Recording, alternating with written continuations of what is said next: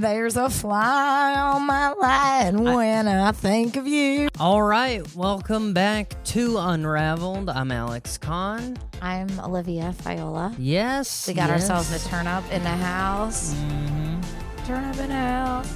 Show the people. He's got such a T-Pain. cute face.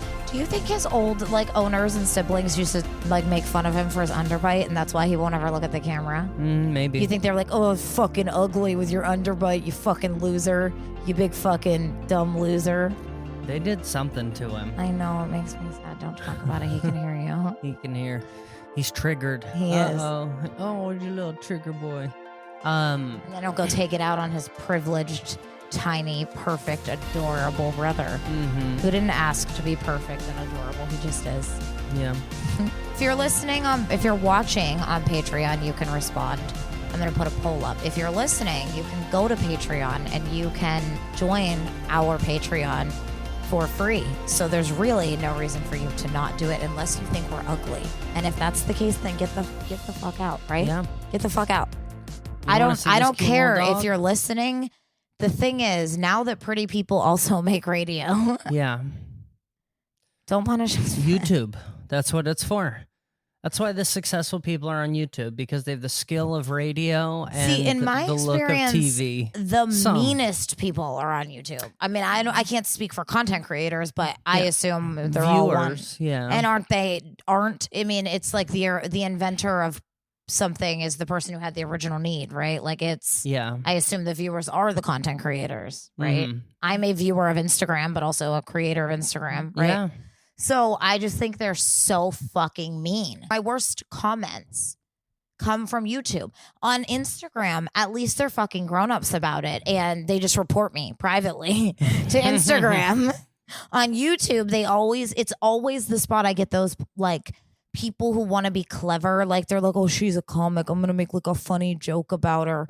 And that's how I'll stand out. Yeah. And it ends up being something about It's a very- you're not funny and your labia looks gross through your pants. And you're like, what? It's a young male dominant space for sure. Yeah. But I think that's also a good thing, because a lot of people have said what immortalizes YouTube is the fact that it's visual learning for almost anything you can imagine. True. I've heard people say YouTube is more of a, it's like an online institution in some ways Well, too. they do say that smarter people are meaner. They have the ability to be meaner. So there Yeah. you go. The most educated are when the most educated troll. That's how it Well, looks. I just think at least our young men are getting their entertainment from a library where they could also figure out how to fix a 1998 Mazda Sure. Miata. Sure, you know? that's fair. I guess that's fair. It's like, well, there are plumbing videos on there, and all of these men eventually are Do going you to... think they leave shitty comments for the plumber? Like, oh, I could see your butt crack when you bent over and it was fucking gross. No, I don't think they do. Oh, I think, you turned the wrench the wrong way and I think you're stupid. I legitimately think it's internet hair pulling, you know? Like, what? Like wait, teasing to get attention. oh, Or trolling. Some of them are trolling. you mean like, oh, he's mean to you. That's because he likes you. No, I think you're right. I'm just saying what I expect a woman gets on YouTube versus because think about it. I'm just thought challenge. It's all young men, or mostly young men. Is that what are the actual statistics? It's probably well, 'cause grown since COVID to be I'm more sure. people, but I'll look it up. I'm sure people are utilizing YouTube Shorts. And here's the thing. Once you're creating content for one, it kind of doesn't really make a difference. Like you might as well make it for all of it, right? Like you don't really have to change anything. Mhm. Like if you make an upright for a reel, why not throw it up on YouTube Shorts and on TikTok? And because it's Facebook already even. made. Yeah. So it's like, I feel like a lot of people post everywhere, but have one or two primary platforms. It's for an audience, and they're Yeah. probably, if your audience is TikTok, you're probably getting hate on Facebook for it. Yeah, honestly, that's true. You're really just either trying to convert. Yeah. You're trying to convert people who happen to stumble upon you on not your primary platform to your primary platform, Mhm. or you're using it just for the momentum of The other project. yeah. Yeah. I Which- mean, the amount So of I guess YouTube serves its purpose the amount perfectly of- for me. Then I guess the amount of people who have I get it. who have 20 million followers on TikTok, but only 50,000 I know. on Instagram. It's kind of funny. Like, in some ways, it's almost like they have 50,000 fans. Yeah. Well, here's what's wild about some of the, like, now you have the potential to grow big on so many platforms, and so many platforms are like I don't think this is a word, but monetizable. Monetizable? Is that a word? Yeah. When I said monetizable, it sounded like I was smarter than I am. And I was like, at least if it's not a word, I sound like I know something you don't. Mm-hmm. Anyway, you can monetize on YouTube, on TikTok, so I think it's wild that there are Twitch celebrities. Yeah. I have never entered that platform on my life. There are people who are earning millions of dollars there. The Annie Knights and Bonnie Blues of the world. Like, if you're not either watching them or trying to keep your boyfriend from watching them, you don't even know who these bitches are. Mm-hmm. Millions of dollars. It's so wild that there's so many different industries where you can like make it now. Yeah. It's cool, I guess. I mean, it's funny that television is considered like one of the weaker options. When I think it's honestly considered, like, for us, it might still be cool. Like, for me, it's cool. If I got a TV show. For stand-up specifically. I would think it was cool. But I think for millennial Zers, stand-ups. Gen Zers, I think, are like all my parents' friends are going to watch. Mm-hmm. Yay. Yeah. What do you got? More than 122 million people access YouTube on a daily basis through its website and mobile apps. 122 million daily? Yeah. Okay. YouTube's global ad revenue for Q4 2024 was $10.5 billion. That's ad revenue for one quarter. But they pay out a lot of that, right? Is that like the revenue that because ads are like, so like you guys for your podcast, you guys have ads, right? Mm-hmm. They bring in the ads, but then they have to cut you guys a check and everyone else who runs those ads a check, right? Yeah. So they might not keep all of that. They might not. I mean, that goes to revenue versus. I don't know what they're getting at. Like that whole bullshit of net gross kilograms. Every day, people watch over 1 billion hours of videos and generate billions of views. 54.4% of YouTube users are male, 45% female. No trans people on YouTube, you guys. Most users fall in the age group of 25 to 34. 63% of YouTube watch time comes from mobile devices. Music and entertainment and education are the most frequently watched genres. In 2020, the biggest advertiser on YouTube was Apple, having spent $237 million just on YouTube ads. YouTube accounts for around 25% of global mobile traffic. 25% of global phone traffic is 20. So at any given time, 25% of all phone traffic going on is going to YouTube. Yes. That's wild. I'm curious what the other big sites are then, like Instagram and TikTok and stuff. Is it competitive to that, or is it much lower? I wonder if that's I wonder where phone calls and text messages come in. Like, is this a data? Well, the other thing is now YouTube has other, like, does that count for like YouTube TV? Like, if I fall asleep with Schitt's Creek playing on my phone for 9 hours. Yeah. But in some weird way, that's still valuable time, because if during Schitt's Creek sleep, you hear 7 McDonald's ads, you know what I mean? That's true. I'm going to wake up and be like, I want a hash brown so bad. I would say Seinfeld, Friends, like anything that's watched overnight a lot, I would charge more for. Like, you're literally imprinting in the brains of these people. They're going to wake up and think about Starbucks. That's why a lot of people say that you should like sleep with like anything you're studying. Mm-hmm. Like you need to learn, you should like record it and sleep with it playing. Or like if you're trying to learn another language. Yeah. Because it like still... Because you sleep like shit anyway. I know. So you might as well learn something while you Half sleep. the time I'll be up just like I'll be like, well, what the... I wake up. Imagine waking up in the wrong part of like an Italian story playing. You're like, what the fuck's going on there? 80% of parents in the U.S. with children age 11 or under say their children watch YouTube videos. So 80% of... So 80% of this country is shit parenting as usual. 16.4% of YouTube traffic comes from the U.S. 16.4. 9.2 from India. 4.8 from Japan. Wild. Yeah. Our kids are uncared for and unproductive is what I'm hearing. Yeah, an average Sure, we should make people keep them. An average YouTube visitor checks nearly 9 pages per day. The average daily time spent on YouTube is 19 minutes. In 2020, viewers spent 100 billion hours watching gaming content.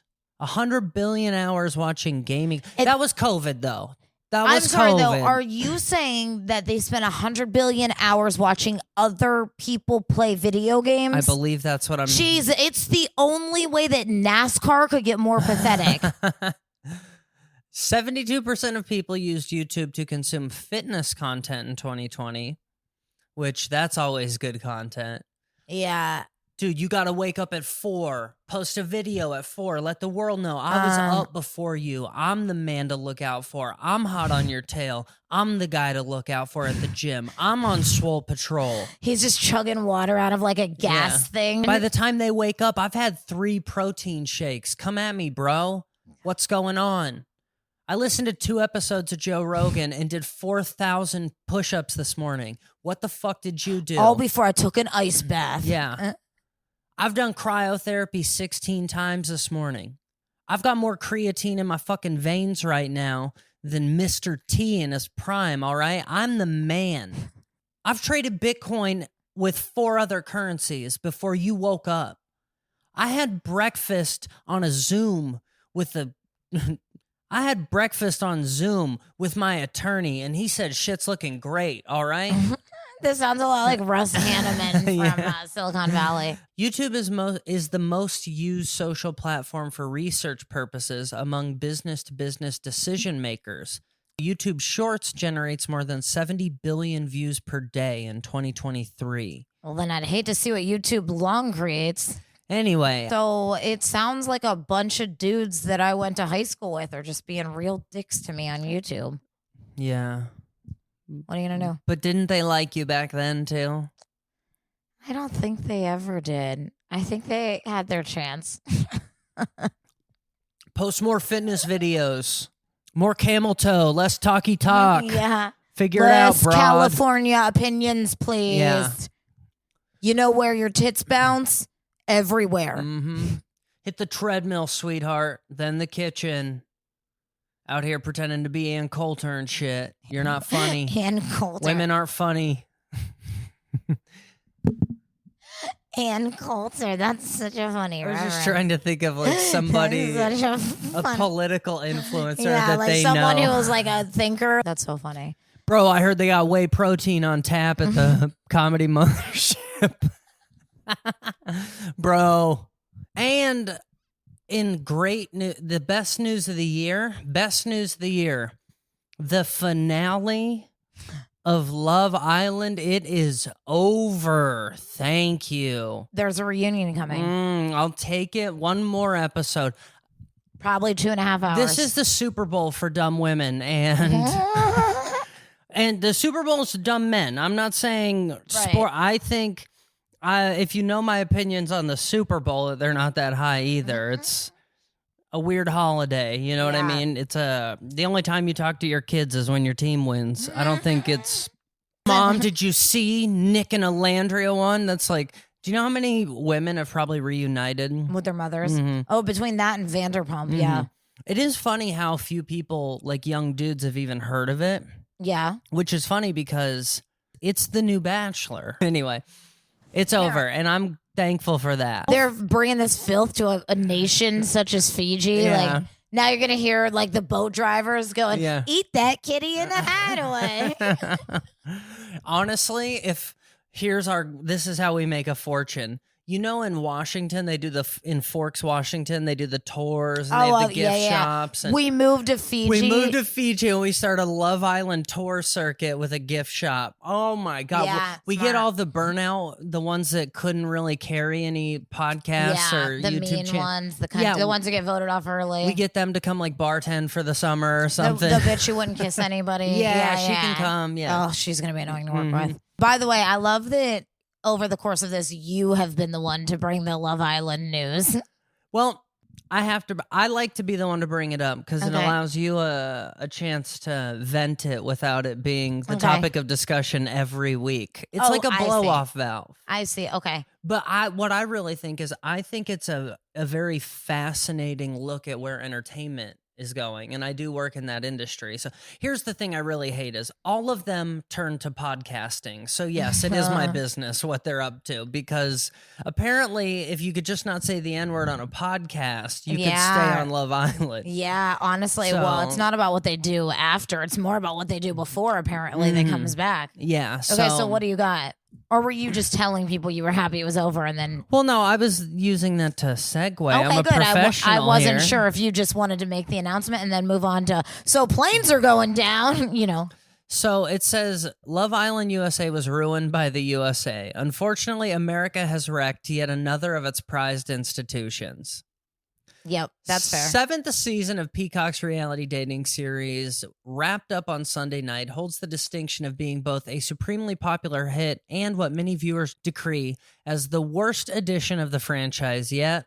I mean, there's a lot of them. I haven't watched them all, but I've watched UK, I've watched Australia. But of US, is this the worst one yet?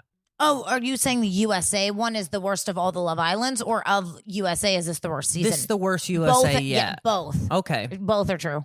The program, an American offshoot, ostensibly about finding love. No, it's not.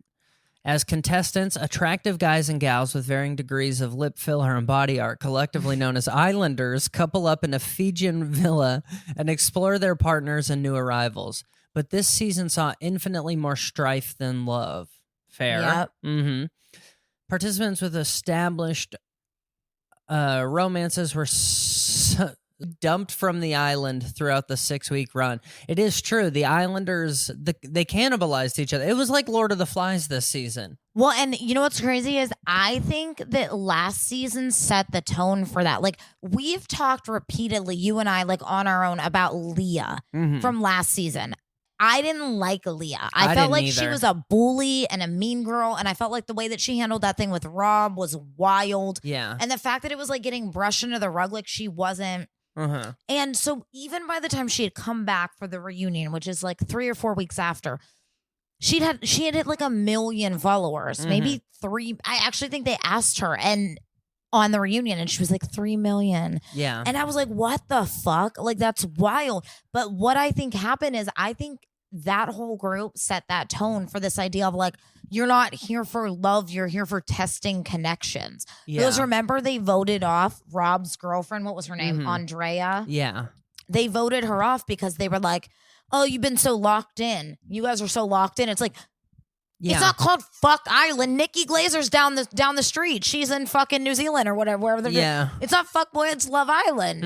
And I feel like they invented that like concept of like those who are in a working thing should be voted off. It is kind of funny that a generation of people that I think don't really believe in love want to call it out, want to create a scenario where people have phony engagement with each other and then call it out as phony. You know what I mean? Like, yeah, it's like, what did you think was And the thing is, if they want to call out the show for being phony, fine. I mean, people have been trying to do that for years. There's literally fake shows about how like sort of corrupt and weird and gross the reality TV business is. Fiction shows. There's fiction shows about the reality shows, I mean.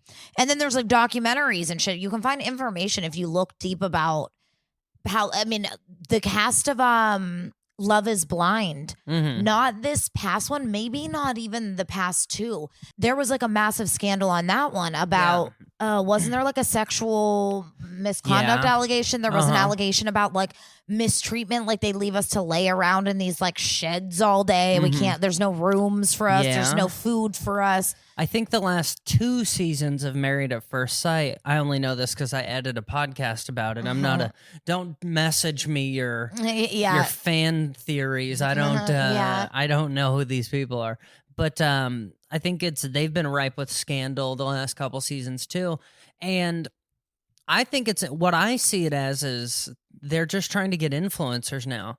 they're trying to get people with followers. And what do people with followers do and say? Anything to get eyes on them. Yeah. So, and what is so crazy is like you and I live in a world where we're constantly competing with people who have more followers.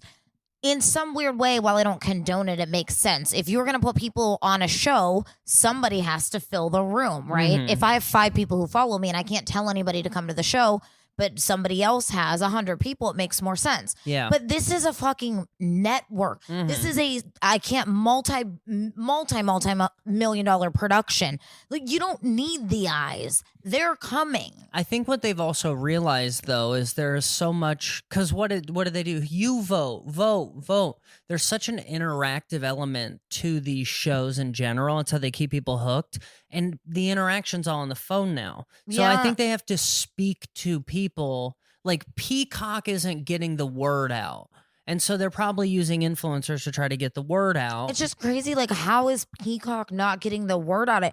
I mean, while these people are in the villa, they're like filming commercials and shit for Maybelline. Yeah. You know what I mean? That's on them then. But I think they very much have, just like everything these days, fame is in a bubble, and they have their bubble, and I think they're trying to grow the bubble this season. So it's like, how do we grow the bubble? We get more eyes on it. I'm not disagreeing that that's what they're doing, but if that's what they're doing it they're going about it in such the wrong. Like, look at Hawk Tua. She was no one. I don't even know where that video blew up on. It was someone else's account. Yeah. It blew up on. It was a no one who blew up on a no one's account. Mm-hmm. Peacock could take a bunch of attractive 20-somethings that they find on the internet with 700 followers and make them blow the fuck up. If some guy on some blog somewhere with some shitty cell phone video can blow up some blonde hoe in Tennessee. Okay, maybe that's not what's happening. All I'm saying is... No, I'm not saying that is. I'm just saying they're being lazy about it. Well, every business that's up and running is lazy. You know what I mean? I also think that Peacock, or I don't know about Peacock. Yeah, maybe it is Peacock. The production company also. Well, but remember when Love Island wasn't on Peacock?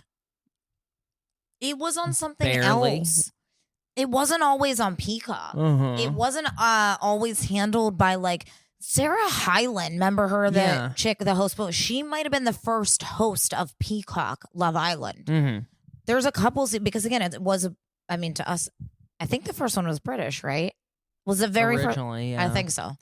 What I think is fascinating about it, though, is normally the original couples, and it's sometimes you lose two of those couples to the Casa Amor or whatever. Yeah. But it's normally the original cast that go the furthest. And in this season, they had booted off 3 of the original 5 girls. Mm-hmm. And then they booted off the 2 next bombshells that came in. Hannah and Sierra both got booted off, right? Yeah. They almost left Iris. Iris was an OG in the villa, and she couldn't have been in the 3rd or 4th group of bombshells. You know what I mean? Like, well, they had so much. Huda and Jeremiah were still together when Iris came in. Yeah, so it's like they had so much turnover of because the whole point of the show is the bombshells are here to tempt the original couples. Yeah. You know what I mean? Like, and sometimes you get a Clark Taylor situation, but it's interesting to me that the fan base has cannibalized its own show. Yeah. So is that what weeks? Basically, what are they saying they think happened? For much of the past month, fans have tried to diagnose when exactly it all started to go wrong. Many ascribe the show's downfall to the moment the Islanders chose to eliminate Jeremiah. Yeah. And Hannah, 2 contestants who were actively pursuing relationships instead of cast members whose prospects in the villa had seemingly dried up. Others pointed the finger at Huda. Many felt that Huda seemingly made castigating her partner and bad-mouthing new female bombshell threats part of her personality. I don't know, I kind of agree with that. More still blamed the producers and casting directors, asking who in the world thought it would be a good idea to fill the villa with fame-seeking influencers. This another thing. It says the next line is fame-seeking influencers, people who had already met each other outside the show. Shelly and Ace. Yeah, and at least 2 individuals who were soon caught using racial slurs in the past. So it is, again, people who are trying to get famous. Yeah. They've done podcasts. If you're not in the world of stand-up, you are cancelable. That's the truth. I mean, we're cancelable in our world. So yeah, I guess what you're saying we have is the least to lose. We have the always. least to lose. So people say that you got to you got to have 3 Netflix specials and 2 sitcoms to get canceled as a comedian. You know, Aziz, Louis. Yeah, you probably. know, not saying it can happen or hasn't happened to smaller people on smaller. You know, it's happened to comedians on Barstool. We know a comedian that is back in the LA comedy scene after being ousted for like a year. He's like literally back in, like he's in the fucking witness protection. Yeah, like going by a new name and shit. So I mean, it's weird because we don't have a lot to lose, but I don't know. Nobody wants to be kicked out of their own community, even less than. So it's weird because it's like, I go back to what I think it was last week I said. I feel like what we really need, having influencers on is such a bad idea, but canceling cancel culture is the first step to any entertainment being good again. Well, you know, what's funny is it's all in how you handle it, and Peacock could have handled it differently. Netflix with Dave Chappelle a few years ago was like, enough. We've spent $50 million on this. It's gonna air. People are gonna like it, and you're gonna shut the hell up about it, and we're gonna find something else to fight over because we have $50 million riding on the. He had like a 4-special $50 million deal. What do you think they're going to lose $12 million because the offensive comedian offended people? No. Yeah. So, well, and also I take issue with the fact that at least the first chick, I'm not saying Peacock was right or wrong for removing her, but at least whoever had that info came forward with it pretty as quickly. Soon as they saw her. Pretty quickly. Yep, and she was gone. Yeah. It was like very early. Yeah. Sierra, whoever was sitting on that's fucking annoying. You were waiting to see, you know, like how big it could get, how big you could.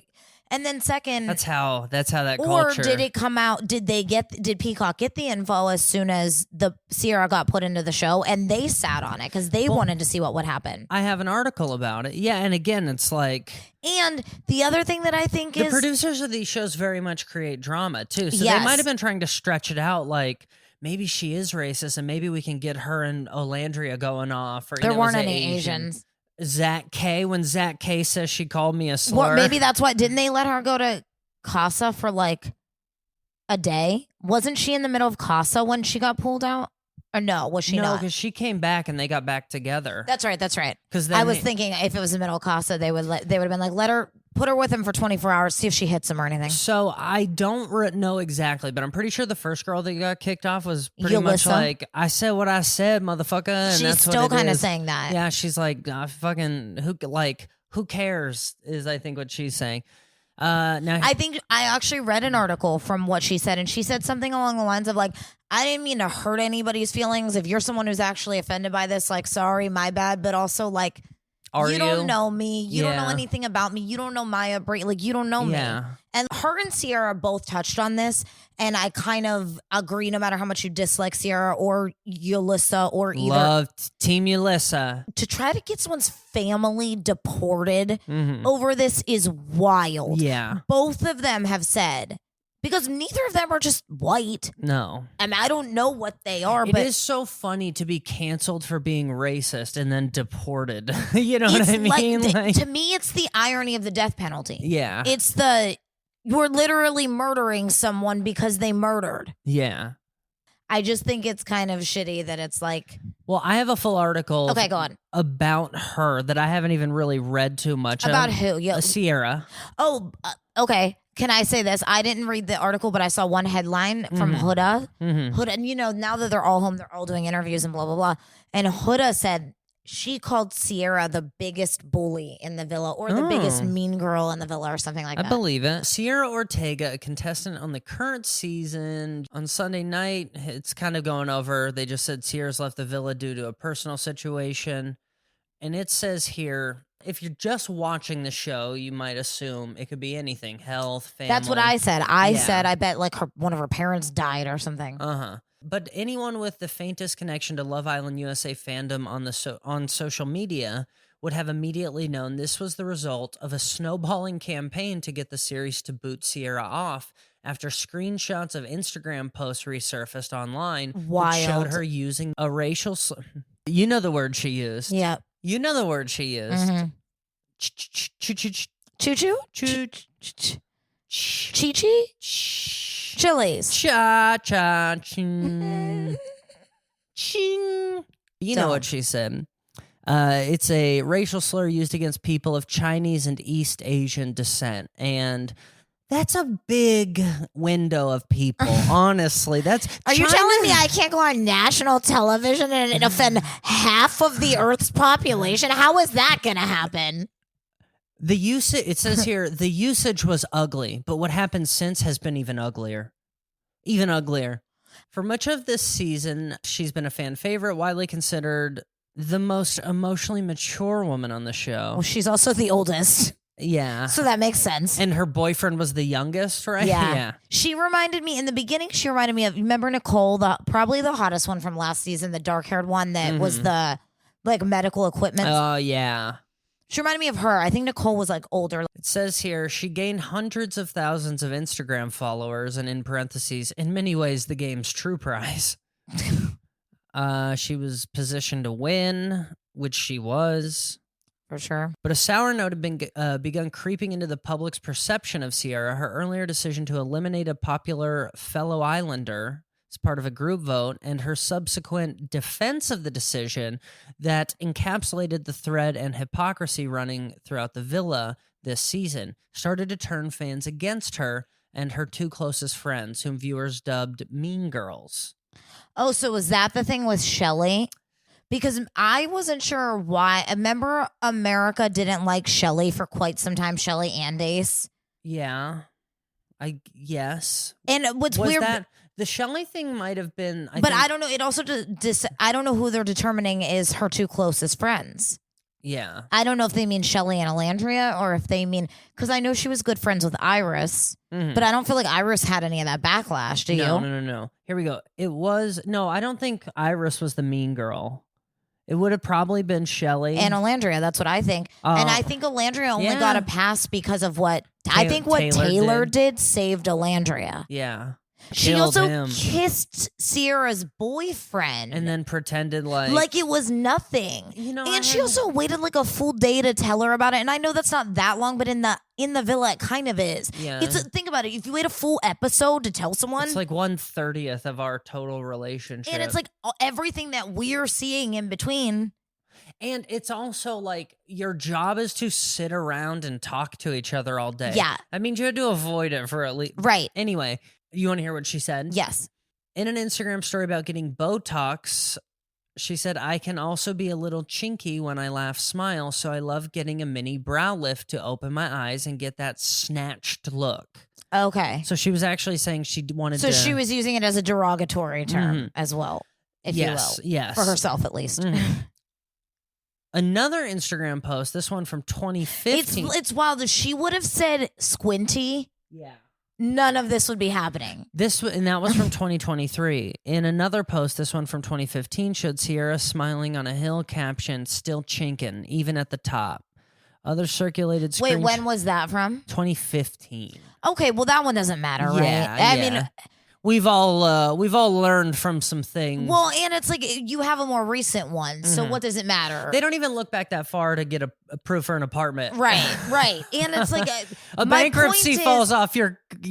Are you saying a bankruptcy falls off my credit faster before than your a racial remarks. slur on Twitter? The outcry built up over the course of a week and a half, intensifying in the days leading up. It says that people were getting more upset by the day. Sierra's continued presence on Love Island angered some viewers, who compared the series' slow response to this use of a slur with the speedy action taken after another contestant. They compared it oh, you took that other girl off real quick, but I see. You're not too concerned now. I see. The contestant Yulissa Escobar was quietly ushered off the show. The disparity between the two responses sparked accusation that Peacock wasn't taking anti-Asian racism seriously.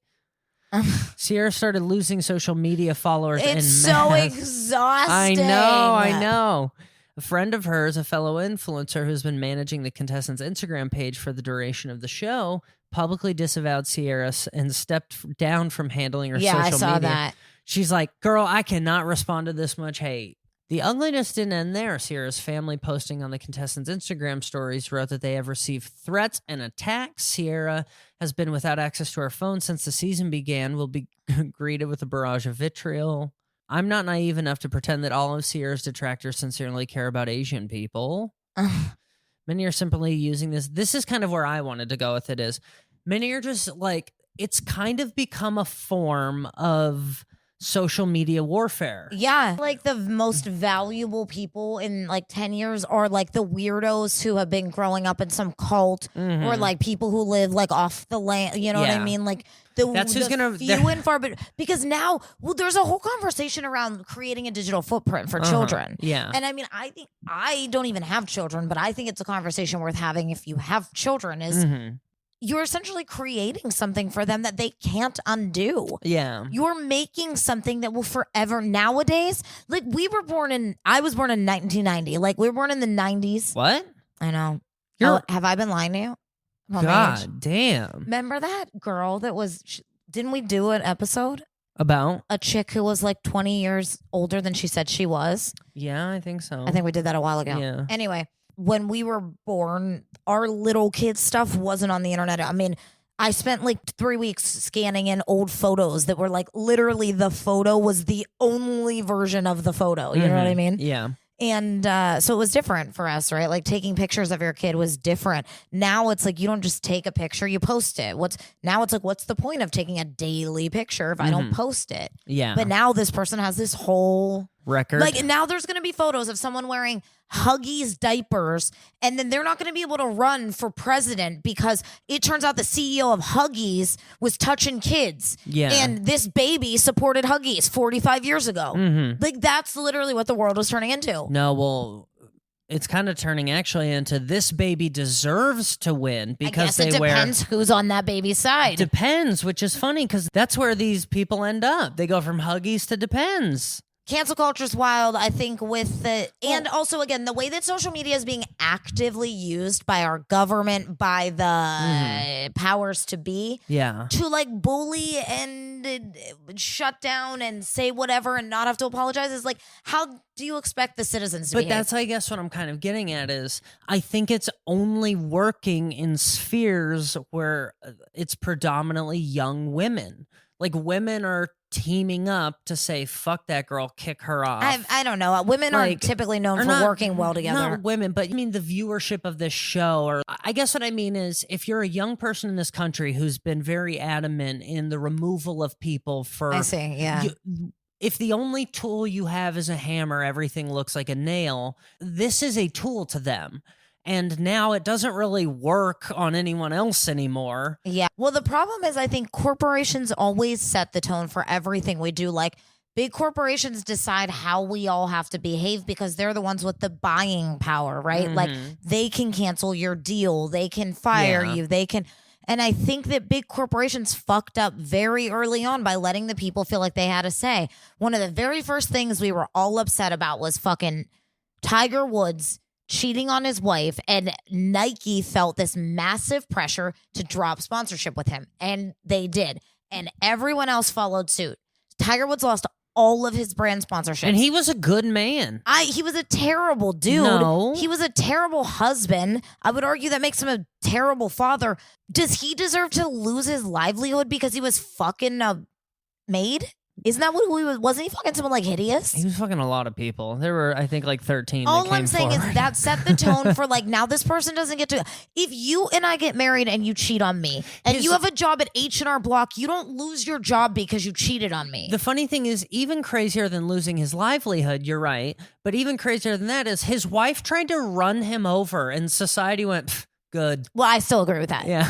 I'm not, two wrongs don't make a right. It's weird. I'm not on his side. I don't think he's right. Yeah. But I think that women act batshit sometimes. And it's like the times we win are the wrong times. Like, why did cancel culture be the thing that wins? Like, we've been trying to get abortion passed on and off in this country for 100 fucking years, but women all got together and they were like, no, let's team up for cancel culture. Yeah. No? No, I agree. You're not baffled by us as a species? I've been baffled by y'all as a species for a long time, baby. Annoying. There's a fly on our light. But no, yeah, I saw that. No, it's Sounds like a bad country song you'd write. There's a fly on my light when I think of you. I think you're right though, but I just think here's the thing is, it just worked. It worked. I guess. You know what I mean? Guess. It was a very powerful tool. It's almost like when if your mom guilt trips you every day of your life. Yeah. And then one day you're impervious to it, she's going to keep trying. Yeah. You know what I mean? It's worked. So I think that's kind of what Yeah. I think kind of we're seeing. I guess I would say that the fact that I'm not seeing anyone really get canceled other than contestants for a reality show that only young kids watch anyway is maybe it's even proof that it's kind of gone away. I think it just has to level out to where we use the internet to cancel. I was gonna say, you know what's funny? Predators, not. I feel like creeps, it's gone away more in real life than it has on the internet. Does that make sense? Maybe, yeah. Like, I feel like women are back to being touched in banks and they're fine with it, but the internet's still talking about it. Listen, sugar tits, hand me that stack of hundies. How many followers you got? And she's like, only like 5. All right, sugar tits, why don't you make me a coffee? And then go work the drive-thru where no one can see her hideous face. Get some followers and I'll treat you like you. Put a bag over your face until you get some followers. And again, I called this out, I think, last week when we were talking about it.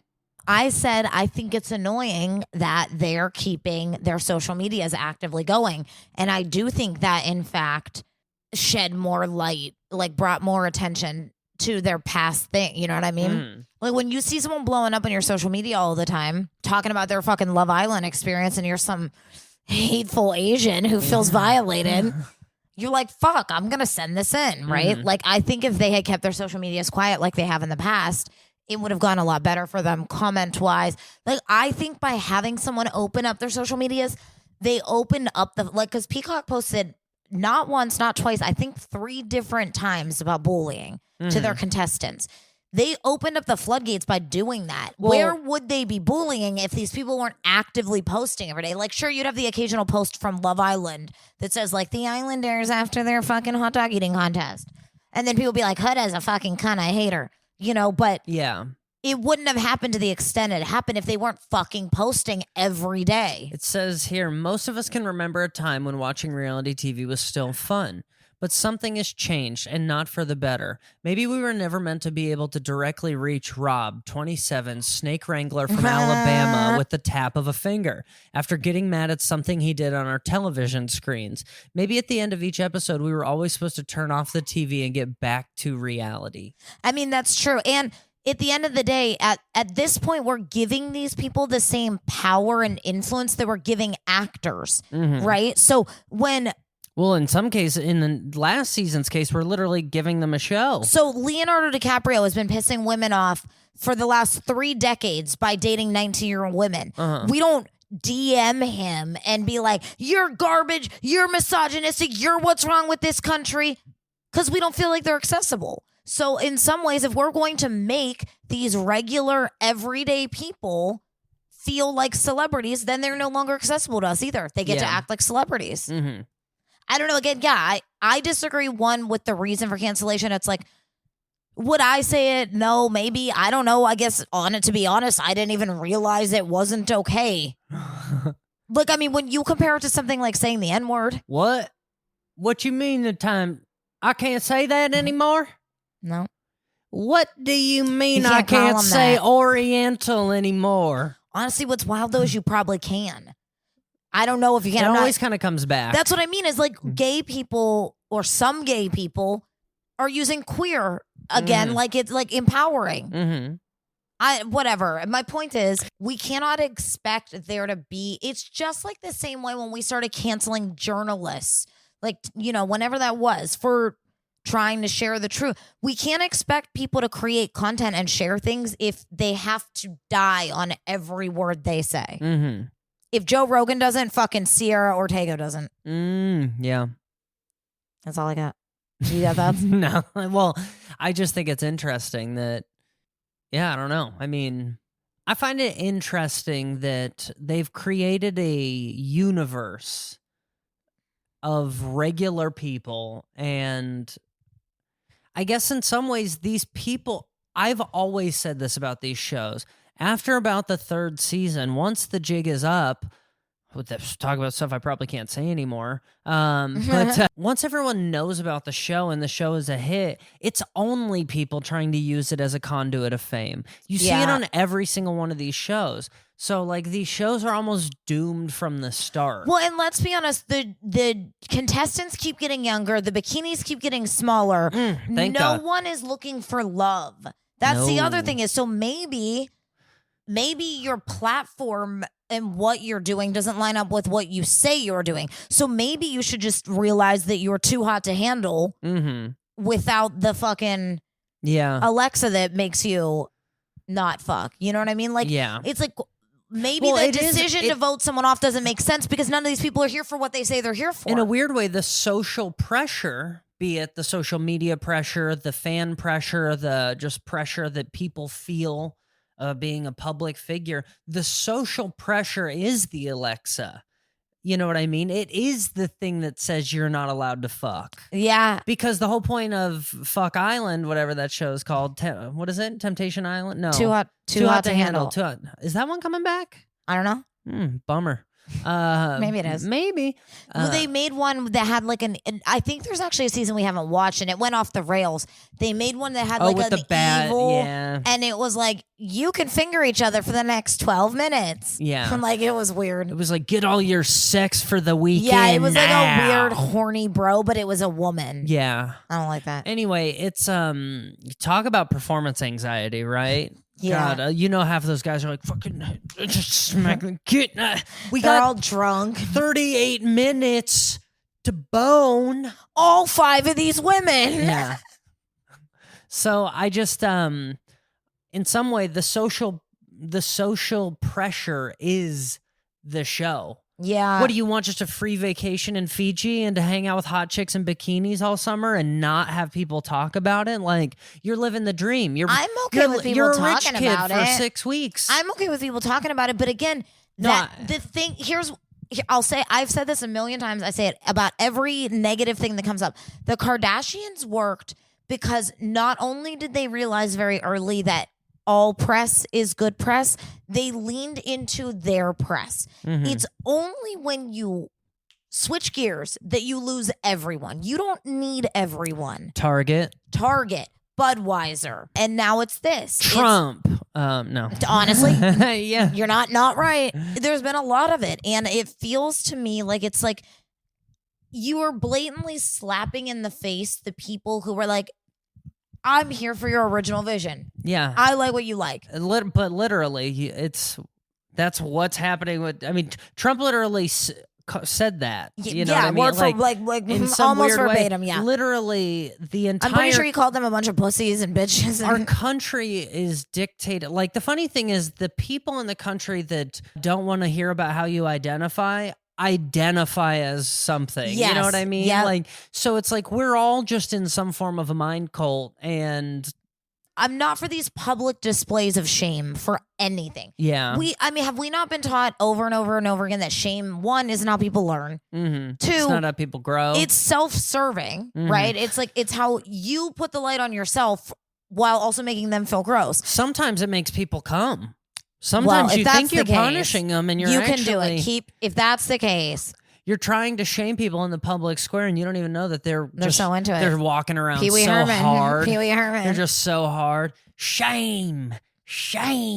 But my point is, it's like you're not trying to do good if you're trying to make a spectacle out of the thing that was, if it's such an embarrassing or derogatory or whatever thing, why do you want the whole world to know about it? Yeah. Why don't you want to give the person an opportunity to like actually learn? Anyway, I think that Love Island needs a rebrand. I don't think it's going to get it. I think it will. Honestly, I think it's going to continue as it has been. I kind of think, after watching this season, I kind of think the producers are kind of on the fly. I think they... me too. And that was way more blatant more than any other season. Well, with the Nick and Alandria thing. No, I don't even mean forcing situations. I mean that, like, if Oh, I don't mean I mean like I guess what I'm saying is I feel like they're like with the girl that refused to make out with anyone at the beginning. Bella. They very much organized a situation in which that girl got kicked off. Oh, I'm sure. How does the hottest girl on That's the true. first week get eliminated?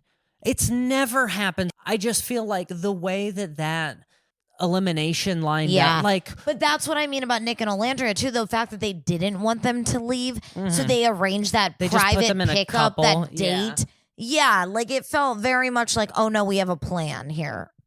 It almost feels like Olandria's uncle is the producer of the show, or I don't Nick's dad works at Peacock or something. I don't know. What I think is, if there's no like fuckery in it, I think Nick was like America's sweetheart from the beginning. He just has that face, that Ken Barbie face. You know what I mean? And I think Olandria got like a lot of leeway for the way Taylor behaved. Like I think all of America was like, oh no, she might be a bitch, but like you're not gonna fucking leave her for some bitch you just met 3 days ago. Yeah. At the end of the day, women will still be women, huh? I do think Olandria figured out how to play the game better. No, and again, it's like it all comes out. We watched that show where it all comes out what the producers are doing. Like the producers are the ones that have access to social media, so they can come out and say, "Girl, you are not looking good," or they can come out and say, "Huda, they want you to freak out on Chris. They love it. They said there's nothing like a woman who owns her man, blah, blah, blah, blah, blah. They look at you as empowering or something." Like, we don't know really what goes on behind the scenes. There's a lot of fuckery there. And at the end of the day, you're using your personal reputation, and they are taking, the editors and the producers of the show are taking your reputation and using it as a color on a palette of a masterpiece they're creating. Yeah. We have to create a train wreck, a love story, a villain, a hero. Yeah, and we then have to out create of that, the aspects of good storytelling. well, and out of that, you get the people who like, we said this last week, there are people who like the bad guy, Snape, in Harry Potter. Yeah. So, I mean, you get your followers no matter how you slice it. People who love you, people who love to hate you, whatever. Anyway. Team Olandria. I'm Team Olandria. I'm pretty sure Love Island UK is starting, so yeah, here for it. I think what I think is going to be, I'm calling this now. We haven't watched it yet. I'm saying that new one going to be remarkably boring.